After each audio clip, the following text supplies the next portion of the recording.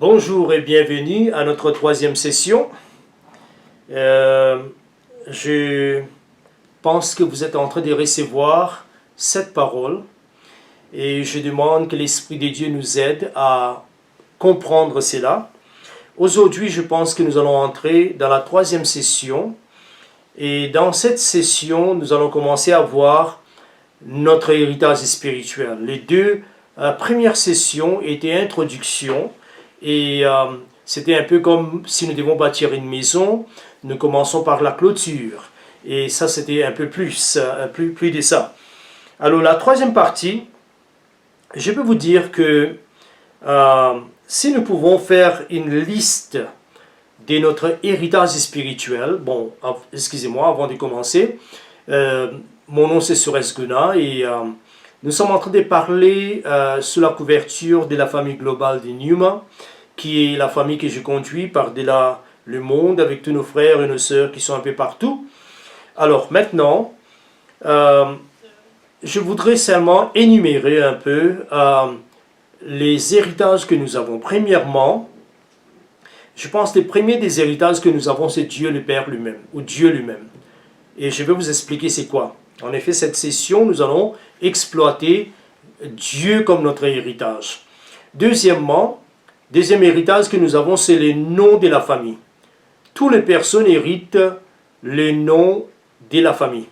Toutes les personnes. C'est-à-dire, je me souviens quand j'étais encore jeune, quelques-uns me disaient, si je rencontre quelqu'un, il me dirait, mais vous êtes de quelle famille?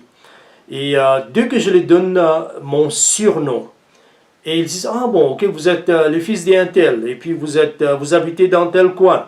Donc c'est notre héritage d'hériter les noms de la famille. Et la Bible nous dit que à ceux qui l'ont reçu, il les a donné le pouvoir de devenir enfants de Dieu. Nous sommes maintenant membres de la famille, nous sommes membres, les enfants de la maison, et par là aussi nous héritons un nom. Ok, et nous allons voir ça. Troisièmement, nous héritons aussi les traits de nos parents dans le côté biologique. Et récemment, j'étais en train de voir un bébé qui était dans une photo. Et dès que j'ai regardé comme ça, je me dis, les yeux de cet enfant, de cet bébé, ressemblent à la grand-mère. Parce que je connais cette famille. Alors, et ça c'est vrai, parce que quelque part, nous tous, nous avons une ressemblance venant de nos parents ou de nos grands-parents. Et de la même façon, dans le côté spirituel, nous devons avoir quelques traits de notre Père spirituel. Et c'est dans ce sens que Jésus a dit, il a dit, soyez parfaits comme votre Père est parfait. Donc ça, c'est la troisième héritage que nous avons.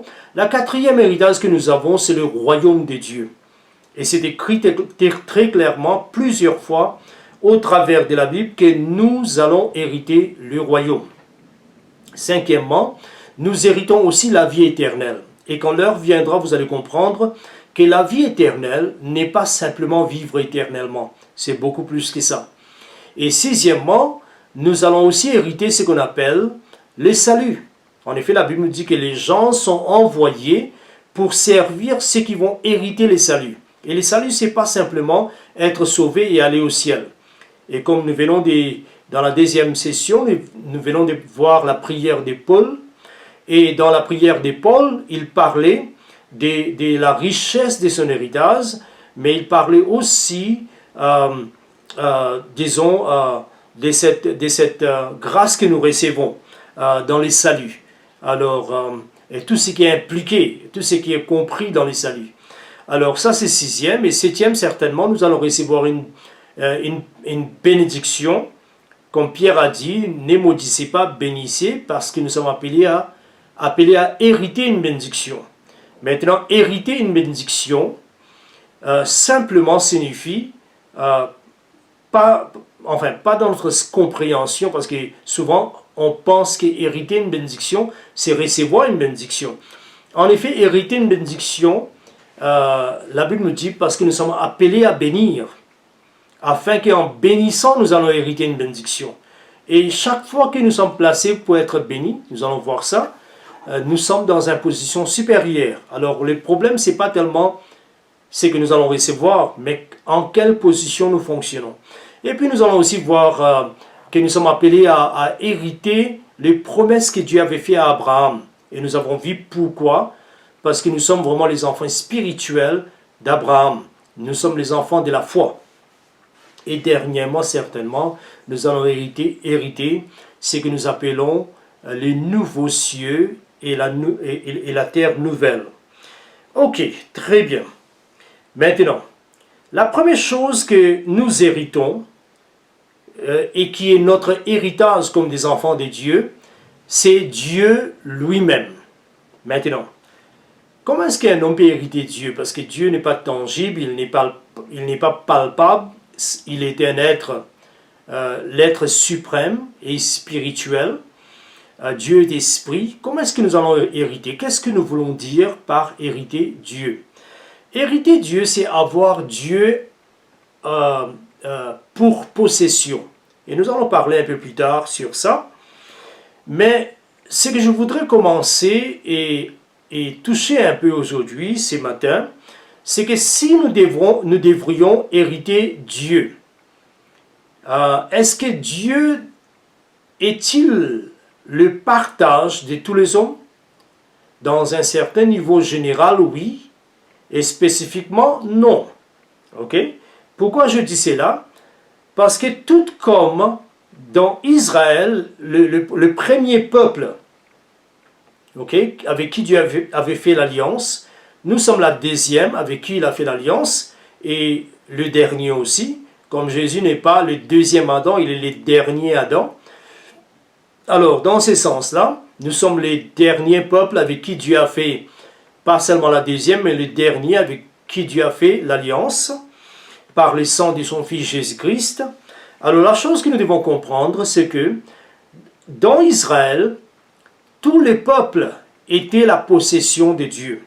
Et tous les peuples pouvaient dire que Dieu est notre Dieu. Oui, mais en particulier, dans des façons très spécifiques, il y avait seulement un seul tribu qui s'appelait les Lévites, qui pouvait dire que Dieu est notre partage. Ok, ça c'est très très important. Alors je voudrais lire ces versets. Je voudrais lire ces versets et commencer par là. Deutéronome, chapitre 18, le verset 1. Deutéronome 18, 1. Il nous dit: les sacrificateurs, les Lévites, la tribu entière des Lévites, n'auront ni part, ni l'héritage ou héritage avec Israël. Ok, donc il y a 12 tribus. L'une de ces tribus qui s'appelle Lévites. Et ne vont pas partager avec leurs frères l'héritage de la terre Canaan que Dieu a promis. Il dit, ils se nourriront des sacrifices consumés par le feu en honneur de l'Éternel et de l'héritage de l'Éternel.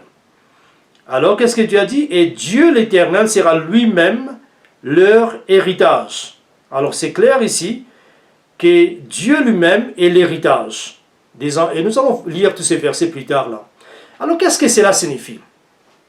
Dans cette session, je voudrais exploiter une réalité. Et je vais appeler cela la réalité des Lévites. Je vais appeler cela la réalité des Lévites. La réalité des Lévites, c'est que eux, ils ne reçoivent pas l'héritage de toutes choses. Et ce qu'ils reçoivent, c'est Dieu comme l'héritage. Donc, pour eux, c'est qu'ils reçoivent Dieu comme l'héritage. Donc, l'héritier de Dieu est le plus grand héritage, ou l'héritage, Dieu comme l'héritage est la plus grande héritage, parce que Dieu est notre part dans ces cas-là. Je me souviens, il y a une blague que je dis souvent, dans des cas pareils. Il y avait un père qui avait trois filles qui est parti chez un bijoutier, et il avait autorisé chacune de ses filles pour choisir quelque chose, un objet d'or. Et les deux premiers ont choisi ce qu'il aimait. La troisième était très hésitant, était un peu timide et ne disait pas grand chose. Et c'est là que le père a dit, mais dis-moi franchement, qu'est-ce que tu veux? Je t'achète. Et elle a dit, je vais les bijoutier. Vous voyez, c'est une blague, mais il y a une vérité dedans. La vérité en est que si elle pouvait avoir les bijoutiers, cela simplement signifie que tout ce qui est au bijoutier, il pouvait avoir ça aussi dans le futur. Donc ça, c'est très important. Alors, laissez-moi faire une déclaration. L'héritage ou la réalité des Lévites que nous sommes en train de voir maintenant et que nous allons aussi voir de la prochaine session, cette vérité, cet héritage, c'est un héritage, c'est un héritage que beaucoup de personnes sur la terre ont vécu, ont expérimenté. Mais nous ne voulons pas voir beaucoup de personnes, nous voulons voir seulement une seule personne. Je pense que David était quelqu'un qui pouvait dire « Dieu est mon partage ». Et souvent il dira que Dieu m'a coupe. La coupe, c'est comme si on vous sert, on vous donne une coupe. La coupe, l'autre là, c'est pas la vôtre, celle-là est. Vous comprenez cela? Donc ça, c'est plus ou moins ce que David a expérimenté. Mais dans ses prophéties, dans les psaumes 16, il parle, il prophétise, il annonce quelque chose qui va se passer dans le futur. C'était une prophétie concernant Jésus après qu'il a été crucifié. Son corps était resté dans le tombeau, mais son esprit était parti dans les séjours des morts pour, vous connaissez un peu l'histoire, ok? Pour quelle raison? Pour évangéliser ceux qui sont morts ou ceux qui étaient morts au temps de Noé. Mais je voudrais lire dans les psaumes 16, le verset 5, il nous dit « L'Éternel est mon partage ». Et ici, c'est David qui écrit, mais c'est Jésus qui parle. « L'Éternel est mon partage ». Ce n'est pas toute la terre, parce qu'il est héritier de toute la terre. Tout a été fait par lui et pour lui. Mais ici, il dit « L'Éternel est mon partage et mon calice, ma coupe ». Il dit « C'est toi qui m'assures mon lot ». Alors, si nous regardons ces versets, Jésus est en train de dire que Dieu est mon partage. Dieu est devenu mon héritage. En effet, si nous lisons verset 6, je voudrais lire ça. Les psaumes 16, le verset 6, et vous allez voir dans ces versets, il nous dit « Un héritage délicieux mais essu ». Et il parle de son Père Dieu. « Une belle possession mais accordée. Je bénis l'Éternel mon conseiller. La nuit même mon cœur m'exhorte. J'ai constamment l'Éternel sous mes yeux. Quand il est à ma droite, je ne s'encelle pas. Mais il est mort, il est dans les tombeaux. Ou son corps est dans les tombeaux. Mais vous comprenez ce qui se passe ici? Jésus nous explique comment est-ce que Dieu le Père était son héritage. Et je vous dis, mes chers amis, si Dieu devient votre héritage, vous n'avez plus de soucis dans la vie. Vous serez comme Jésus. Vous allez dormir dans le bateau pendant qu'il y a une tempête en dehors. Or que tout le monde crie, nous allons mourir. Vous voyez, parce que Dieu devient votre héritage.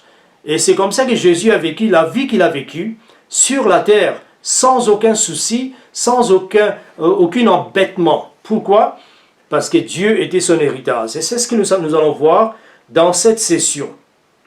Alors maintenant, avoir héritage comme Dieu signifie aussi, et c'est ce que nous allons voir dans la deuxième héritage, avoir Dieu, sa réputation, ses caractéristiques et tous les autres.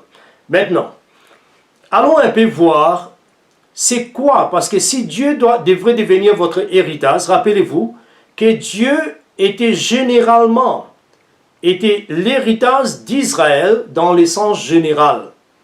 Mais dans le sens spécifique et pratique, il n'était pas l'héritage de tout Israël. Il avait dit que je suis leur héritage, c'est-à-dire les Lévites. Alors, Deutéronome 18, c'est ce que nous venons de lire. Alors, qu'est-ce que nous voyons ici? dans ces versets. Je voudrais faire une comparaison et vous expliquer quelque chose dans ces versets. Je pense que cela est très important, donc nous allons le faire. Ok? Il y a une comparaison que nous pouvons faire entre le peuple de l'Ancienne Alliance et le peuple de la Nouvelle Alliance. Nous avons fait un contraste, une comparaison. Maintenant, nous allons faire une autre comparaison, un peu plus, je dirais, différente. Alors, nous pouvons dire que si nous prenons deux versets clés, l'une de l'Ancien Testament et l'autre de la Nouvelle Alliance, au Nouveau Testament, si nous lisons Exode 19, le verset 5 à 6, vous allez voir que Dieu est en train de déclarer, il est en train de dire à Moïse, va dire au peuple, que voilà ce qu'ils sont à moi. Ils sont mon trésor, ma possession, ils sont mon peuple, ils sont un royaume de sacrificateurs, un peuple séparé, une nation sainte. Et puis si nous regardons dans 1 Pierre, chapitre 2, le verset 9, Pierre est en train de répéter ces mêmes paroles, mais maintenant, pas pour eux, mais pour l'Église. Alors vous voyez ce qui se passe ici là. Donc ce qui a été dit pour eux devient maintenant notre partage. Pour eux, il était un royaume des sacrificateurs. Maintenant, nous sommes ces royaumes des sacrificateurs. Vous voyez? Alors donc, nous pouvons dire que ce qu'eux étaient, c'est que nous sommes. Mais il y a une différence. Il y a une différence. La différence en est ceci. Ok? Il y a une différence fondamentale dans l'Ancien Testament. Dans l'Ancien Testament, tout Israël était le peuple de Dieu. D'accord? Tout Israël était le peuple de Dieu. Mais seules les tribus des Lévites avaient les privilèges et l'appel d'être les premiers-nés et de les servir de la façon qu'ils l'ont servi, d'approcher la tente et tout ça. Seuls ces peuples, c'est seulement eux qui avaient les privilèges, pas les autres. Donc les premiers-nés, c'était seulement une seule tribu, pas tout le monde. Et je vais vous expliquer un peu tout à l'heure c'est quoi ça. Nous allons voir ça en 4 points.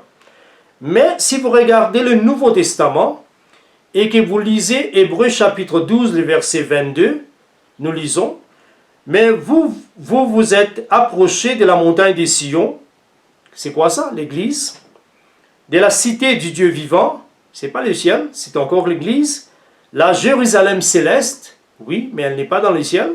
« Des myriades qui forment le cœur des anges. » De l'assemblée des premiers-nés inscrits dans les cieux, oui, dans les cieux, mais ils sont ici sur la terre. Vous vous souvenez qu'est-ce que Jésus avait dit? Ne vous inquiétez pas, votre nom est inscrit dans les cieux.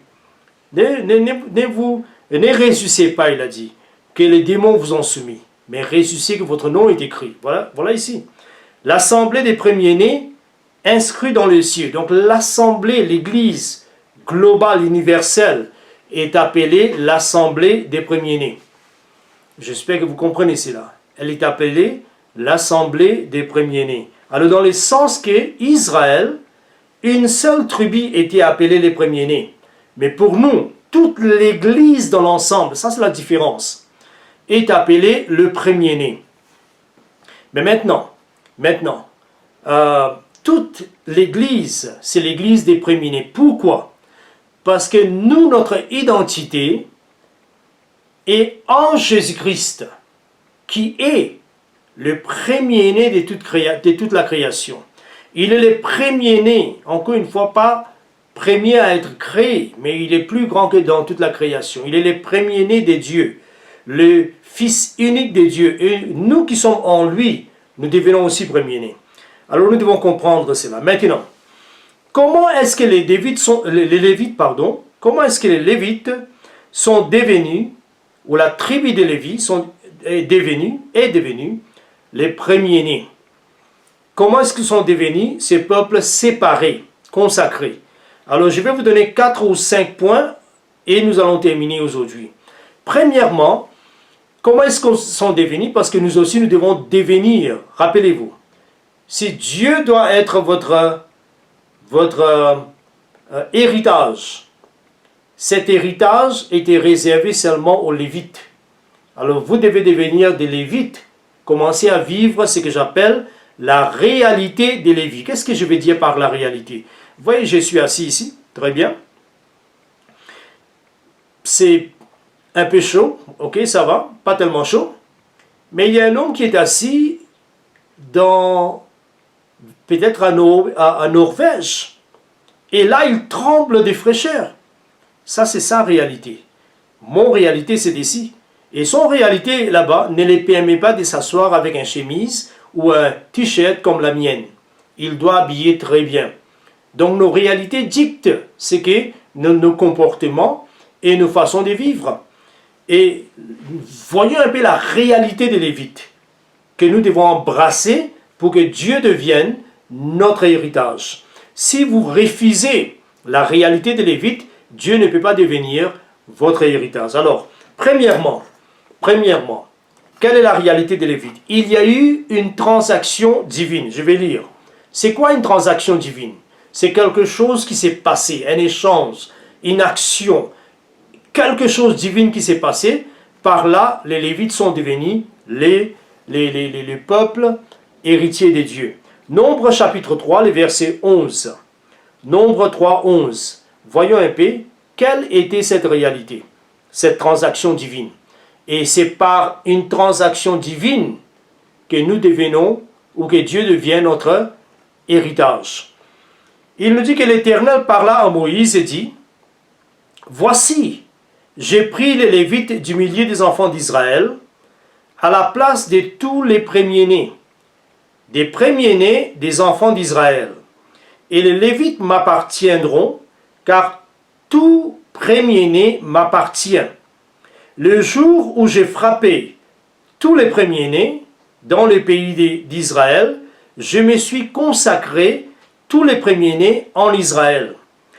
Tant des hommes que des animaux, ils m'appartiendront, je suis l'Éternel. » Alors, voilà comment est-ce que Dieu devient votre possession, votre héritage, mais en même temps, il nous dit qu'ils m'appartiendront. Cela signifie que vous allez aussi appartenir à Dieu d'une façon spéciale. Mais comment ça s'est fait? Dieu dira que le jour, quand j'étais en train de frapper l'Égypte par les 10 fléaux, les derniers fléaux, c'était la mort de tous les premiers-nés. Et j'ai envoyé un ange, Dieu dira, pour tuer tous les premiers-nés. Et lui, il ne peut pas distinguer entre les premiers-nés d'Israël et les premiers-nés des Égyptiens. Donc, il allait frapper tout. C'est pourquoi Dieu avait dit de mettre le sang de l'agneau sur l'inteau de la porte et tout ça. Mais Dieu avait dit que l'une des façons que je peux sauver les premiers-nés, c'est que je peux les prendre pour m'appartenir. S'ils deviennent pas les enfants de leurs parents, parce que tant qu'ils sont les enfants de leurs parents, ils vont rester les premiers-nés de leur famille. Et s'ils vont rester les premiers-nés de leur famille, ils seront tués, détruits, ensemble avec les premiers-nés d'Égypte. Alors, ce que je vais faire, c'est que je les prendrai. Quand ils frappent là-bas, en même temps, par une action, par un acte, il y a deux choses qui se passent. La première, Dieu est en train de détruire les premiers-nés là-bas. En même temps, il est en train de protéger et séparer, consacrer à lui tous les premiers-nés d'Israël. Donc les premiers, c'est comme ça que cette transaction divine a été faite. C'est par ces faits que les Lévites sont devenus ce que nous appelons, ceux qui appartiennent à l'Éternel, et Dieu est devenu leur partage. Deuxièmement, comment est-ce qu'ils sont devenus? Deuxième réalité. Alors la première réalité, la transaction divine. Je pense que Dieu est en train en esprit présentement, faire une transaction pendant que vous écoutez, parce qu'il est en train de changer quelque chose en vous, afin que vous deviendrez le Lévite. Deuxième, la Bible nous dit dans Exode 32, le verset 29, Moïse dit, « Consacrez-vous aujourd'hui à l'Éternel, même en sacrifiant votre fils et votre frère, afin qu'il vous accorde aujourd'hui une bénédiction. » Alors, qu'est-ce que Moïse est en train de dire ici? Plus tard, il dira que quand Moïse, ces jours terribles qui étaient venus, quand Moïse est monté sur la montagne Sinaï pour aller trouver les 10 commandements auprès de Dieu. Quand il est descendu, il a vu que tout le peuple s'est prostitué. Il était littéralement engagé dans la fornication sexuelle, mais en même temps, ils étaient en train d'adorer, louer un dieu veau d'or fait par Aaron. Et quand Dieu a vu ce problème, et Moïse a vu, la Bible nous dit, il a lancé un appel. Il a dit, tous ceux qui sont pour l'Éternel, nous allons lire ça plus tard, tous ceux qui sont pour l'Éternel, venez à mon côté. Et la Bible nous dit que des milliers, toute la tribu des Lévites s'est ralliée à Moïse. Et alors Moïse a dit, prenez vos épées, serrez-les à votre oreille, allez tuer. N'ayez pas pitié ni de votre frère, ni de votre cousin, ni de votre fils, s'ils sont agenouillés devant le veau d'or. Et ils l'ont tué. Et comme résultat, la Bible nous dit, il y avait 3000 morts. Donc les Lévites ont tué 3000 de leurs cousins, de leurs frères, de leurs parents, je ne sais pas qui encore, simplement parce qu'ils l'ont choisi. Donc la réalité des Lévites, c'est quoi? La réalité des Lévites, c'est toujours choisir Dieu au-dessus de toute personne et toute chose. Ça, c'est très très important. Vous ne pouvez jamais avoir Dieu comme héritage, à moins que vous l'avez choisi au-dessus de tout. Alors, c'est par cet acte que Dieu les a mis à part. Il était mis à part pour Dieu. Deuxième, ça c'est deuxième. Un choix pénible, difficile, entre Dieu et nos parents, entre Dieu et nos frères et nos sœurs, entre Dieu et la famille, lequel vous obéissez. Mais vous savez, ça c'est quelque chose que vous devez faire tous les jours. Un exemple, si Dieu vous amène un exemple à marier quelqu'un qui n'est pas de votre race ou votre tribu, qu'est-ce que vous allez faire? Vous voyez, vos parents, ils ne vont pas accepter cela. Ils diront non, mariez de votre tribu. Qu'est-ce que vous allez faire? Vous voyez? Et si Dieu vous dit d'aimer votre femme, et les parents disent non, écoutez, gardez-les dans une sorte de discipline, et nous allons commander, nous allons vous dire ce qu'il faut faire, pendant que Dieu a dit, l'homme quittera son père, sa mère, et deviendra un avec sa femme. Qu'est-ce que vous allez faire? Il y a des choix tous les jours.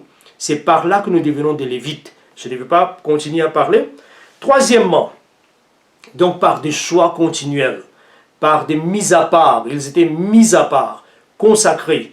Premièrement, transaction divine, ils appartiennent à Dieu. Deuxièmement, mis à part. Troisième, ils ont été choisis dans ces buts en raison de leur zèle pour la gloire de Dieu.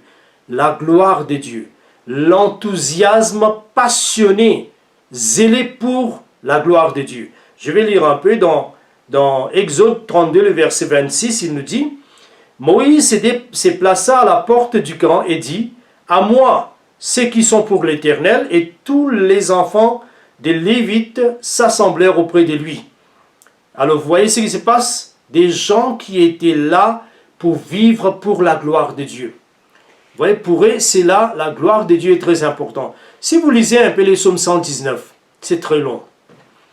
Je ne sais pas combien de gens lisent psaume 119.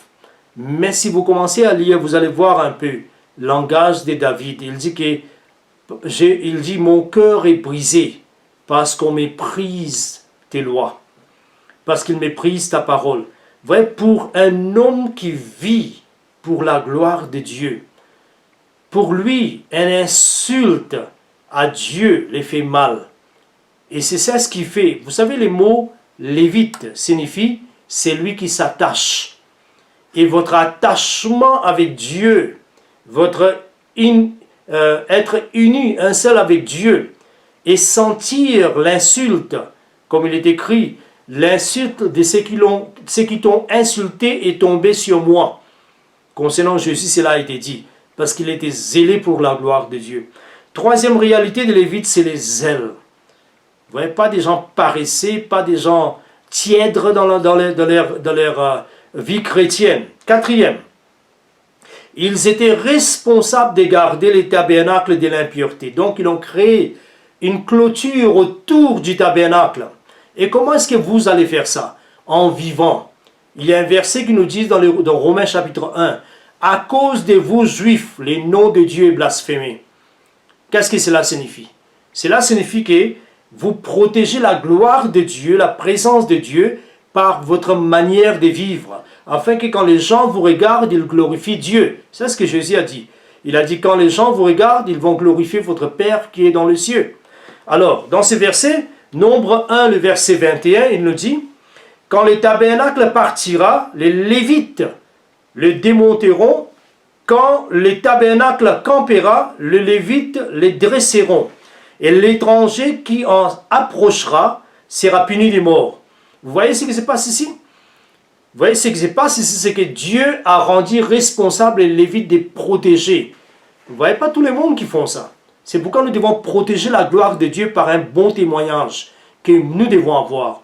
Protéger la gloire de Dieu en marchant par des principes. Et bien sûr, nous pouvons voir ça aussi parce que ce qui amène une nouvelle dimension de Dieu sur la terre doit vivre comme ça, doit protéger la gloire. Vous vous souvenez de l'histoire de David.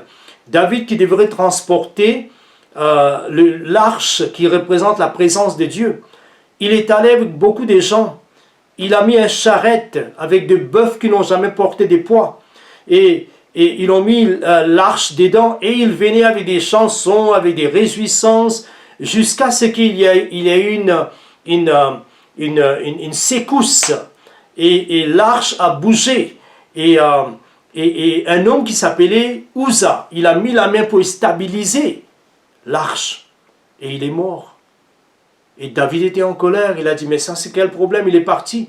Mais en restant pendant 3 mois, sans l'arche, il a commencé à regarder l'écriture et il a vu qu'un mouvement de transporter la présence d'une génération à l'autre, d'un point à l'autre, une réformation, ne peut pas se faire à moins que cela soit fait sur l'épaule des Lévites.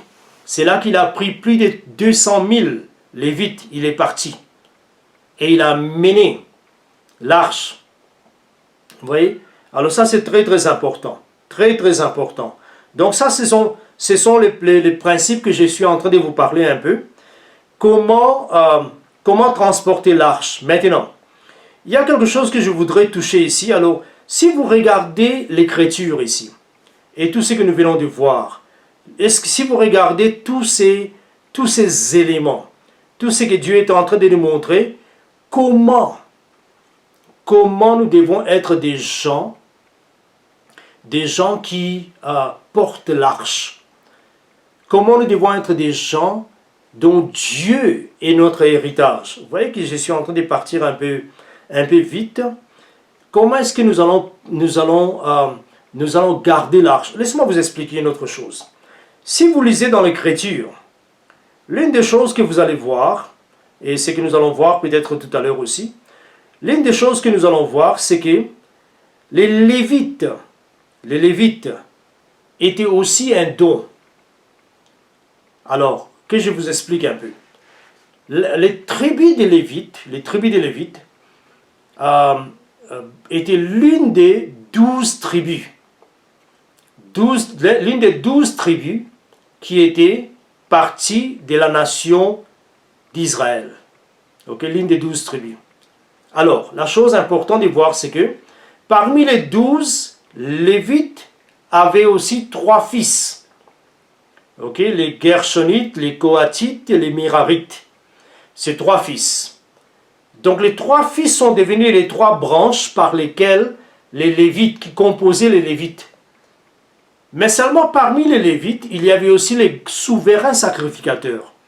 Et les souverains sacrificateurs n'étaient pas il était de l'un de ses fils, mais il était séparé. Ils étaient le fils d'Aaron.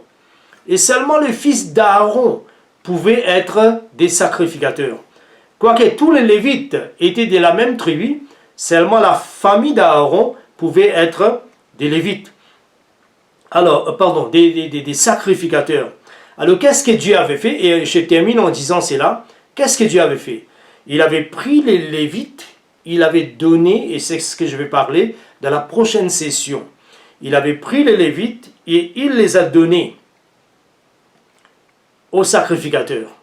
Il les a donnés à Aaron.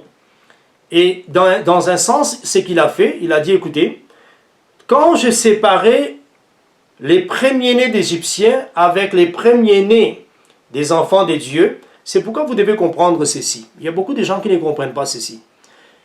Que votre dîme, votre prémisse, vous ne pouvez pas offrir à Dieu. Dieu avait dit, il y avait une loi. Allez lire un peu. La loi disait que vous ne pouvez pas donner à Dieu votre premier-né. Pourquoi? Parce que c'est déjà donné. Ok? Alors, quel était le rôle de cette tribu maintenant? De cette tribu de Lévi, quoiqu'il n'était pas partie des sacrificateurs. Quel était le rôle? J'explique, je termine. Le rôle était, c'est que chaque fois qu'il y avait, parce que Dieu avait dit que tous les premiers-nés sont à lui. D'accord? C'est clair.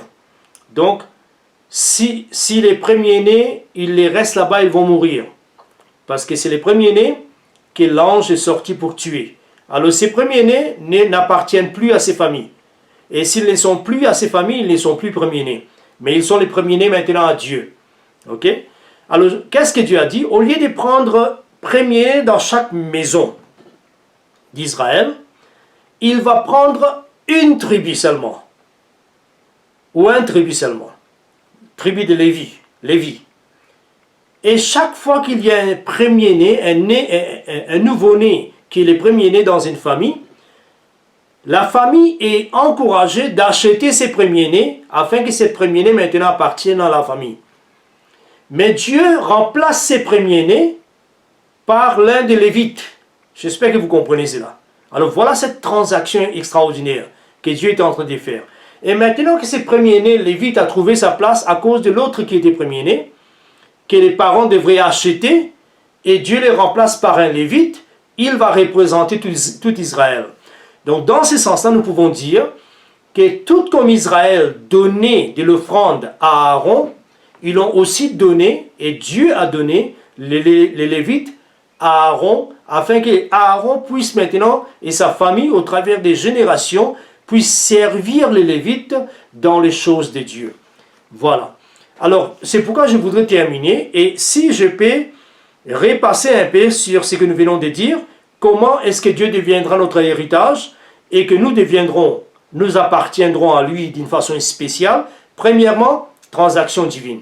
Il y a quelque chose de divin qui doit se passer, et qui fait de nous des premiers-nés. Deuxièmement, il y a un choix par lequel nous sommes mis à part. Le choix, c'est quoi? D'être à côté de Dieu, de choisir Dieu au-dessus de tous les humains et toutes les autres choses. Dieu devient le premier. Troisième